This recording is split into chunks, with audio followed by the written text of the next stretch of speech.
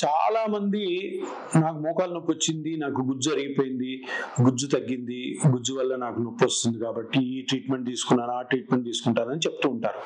కానీ మోకాల్లో ఇంకా వేరే స్ట్రక్చర్స్ ఉన్నాయి, దానివల్ల కూడా మనకి ఇబ్బంది రావచ్చు.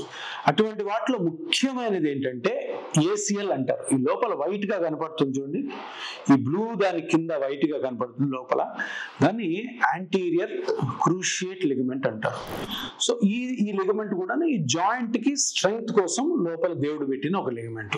మనం చాలా సార్లు హాస్పిటల్స్ లో అక్కడిక్కడ చూస్తుంటాం, లేదంటే మనకి చాలా మంది ఫ్రెండ్స్ కానీ ఎవరైనా తెలిసిన చెప్తే నాకు ఏసీఎల్ టేర్ అయింది, ఏసీఎల్ ఆపరేషన్ చేసుకున్నా, మెనిస్కస్ ఆపరేషన్ చేసుకున్నా అని చెప్తుంటారు. ఇప్పుడు యాంటీరియర్ క్రూషియేట్ లిగమెంట్ దెబ్బతింది. జనరల్గా ఎప్పుడు దెబ్బతింటది? యాక్సిడెంట్స్ అయితే టక్కన బైక్ నుంచి కింద పడ్డారు, మీరు కార్ డ్రైవ్ చేస్తుంటే హెడ్ ఆన్ కొలిజన్ అయింది, అప్పుడు మోకాలకి దెబ్బ తగిలింది, మీరు నడుస్తున్నప్పుడు మెట్ల నుంచి కింద పడ్డారు, లేదు గేమ్స్ ఆడుతుంటే మీకు దెబ్బ తగిలింది మోకాలకి, అప్పుడు ఈ ఏసీఎల్ డ్యామేజ్ అయ్యే ఛాన్సెస్ ఉన్నాయి. ఏసీఎల్ డ్యామేజ్ అయినప్పుడు రీసెర్చ్ ప్రకారము బుక్లు ఏం చెప్తాయి అంటే, ఇప్పుడు మీకు ఈరోజు పడగానే కాళ్ళ వాపు వచ్చింటుంది, ఇంతలో వాసిపోతుంది కాళ్ళు వాపు వచ్చి నడవలేరు, భయపడి ఇమీడియట్ గా డాక్టర్ దగ్గర పోతాం, ఎంఆర్ఐ రాస్తారు.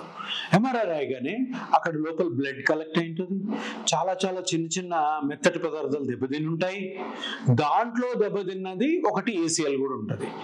ఈ ఏసీఎల్ టేర్ కి ప్లస్ మెనిస్కస్ టేర్ కి ప్లస్ ఈ 6 వారాల రెస్ట్ తర్వాత మీకు మోకాలలో ఏదైనా మజిల్ కానీ ఏదైనా ఇతర లిగమెంట్ కానీ, కొలేటరల్ లిగమెంట్స్ అండ్ సైడ్ లో ఉంటాయి, అవి కానీ డ్యామేజ్ అయితే వాటికి కరెక్ట్ గా కనుక్కొని పిఆర్పి ద్వారా, ప్లేట్లెట్ రిచ్ ప్లాస్మా ద్వారా మంచి రికవరీ అయ్యే ఛాన్సెస్ ఉన్నాయని చాలా స్టడీస్, చాలా రీసెర్చ్ చెప్తున్నాయి.